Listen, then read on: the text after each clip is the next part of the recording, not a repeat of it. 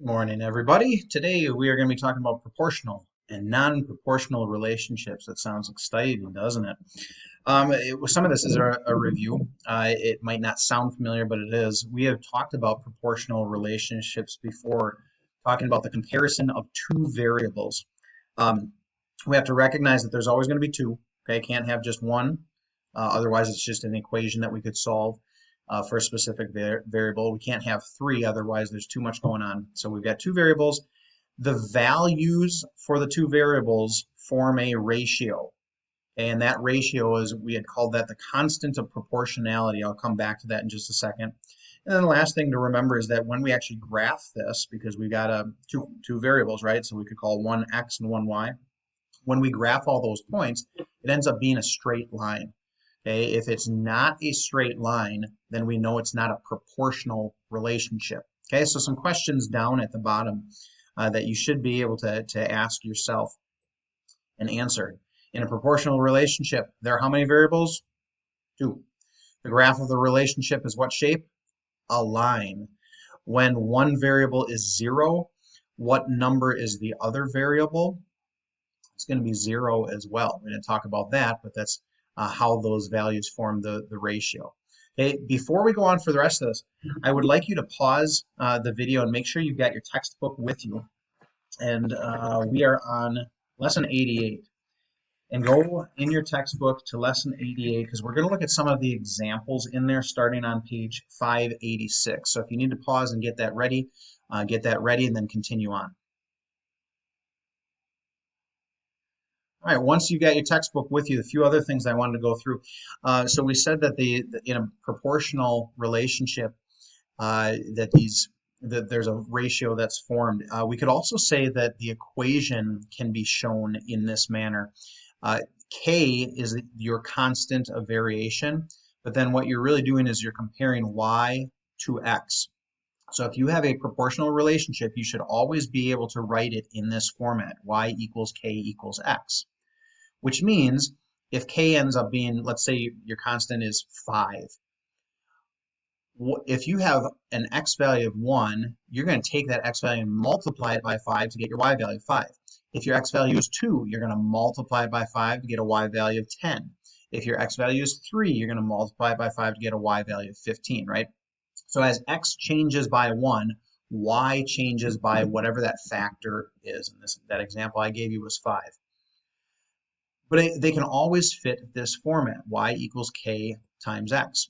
So you look at these three, and some of these are definitely not going to be proportional relationships. This one is not. Okay, we've got 5 plus x. So you might look at that and say there's a y, there's something that could be k, and there's x. But it doesn't fit this format. K is not being multiplied by x here, it's adding x. This one maybe looks like a proportional relationship, but it's not either. Unless you have a very specific value for b that never changes. But my guess, the way it looks is that you've got these three different variables here, and that's not the case then. This is really the only one that really fits this same format. Instead of y, we're calling it p. Instead of x, we're calling it s.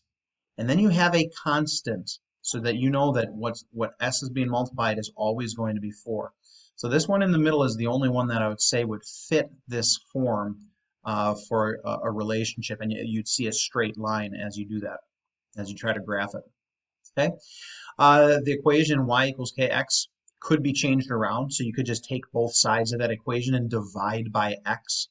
And if you do that, if you divide this side by x, you get y divided by x. If you divide the right side by x, you just end up with k. So you could also see it like this. That's helpful because that can help you determine what your constant of variation is. You just know, if you know you have a y and an x, you take the y and divide it by x. That's your constant of variation. That's the ratio we were talking about before. And so this says if you've got y over x is 3, in other words, 3 is your constant of variation, then which of these points would be on a graph? If I had taken this thing and graphed this, I came up with all sorts of y-x points, x-y points that fit this form. Would this be on the line? Well, it would, because y divided by x, 12 divided by 4, really is 3. Would 6 18? 18 divided by 6 is 3. Yeah, that would also be on the line. This one would not, because 3 divided by 9 is not 3. If we had them switched around, if it was 3 9, then it would work. But that one would not be on the line that we create. Okay. Couple things to talk about in terms of examples where you'd see this in real life. Which of these following is not an example of proportional relationship? The distance and the time when driving at a constant speed. We would say in this case, yes. That would be a good example of a proportional relationship, because if I'm driving at a constant speed, let's say 50 miles per hour, in my first hour, I drive 50 miles. By the time I'm done with my second hour, I would have driven 100 miles, 2 times 50. By my third hour, I would have driven 150 miles, 3 times 50. Because it's a constant speed, this would be a proportional relationship. Let's look at the second one, quantity and price, when the unit price remains the same. So if I'm buying oranges and it's $1 per orange, and I get a package of 10 oranges for $10 because the unit price remains the same. And then I get a package of 20 oranges for $20. That would be an example of another proportional relationship because the unit price remains the same. That doesn't usually happen though, does it? When we go to the store, if I buy a whole bunch of them, usually my unit price drops a little bit. I say instead of $20 for 20 oranges, because you're buying so many from us, we'll actually give it to you for $15. So although this example is proportional relationship, I don't know how much you'd actually see that in real life. And then the last one here in this section, hours awake and hours asleep when the number of days remains the same. I would say that that one is not a proportional relationship because even though the number of hours in the day remains the same, you could change, you could vary how much you're asleep and how much you're awake. So this one was proportional relationship. This one was not. I would take a look in your book at examples 2 and 3. Those are on page 586 and 587.